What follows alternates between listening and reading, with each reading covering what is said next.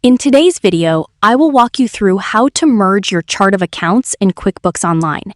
To begin, simply tap the link in the description to create your free account.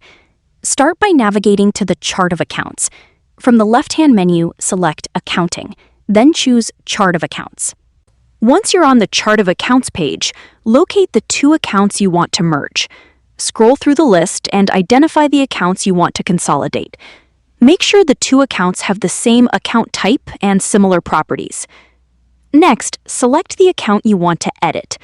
Look beside the account for the drop-down menu or the Edit option, then click Edit to open the account details. In the Edit screen, locate the account name. Change the account name so it matches the name of the second account exactly.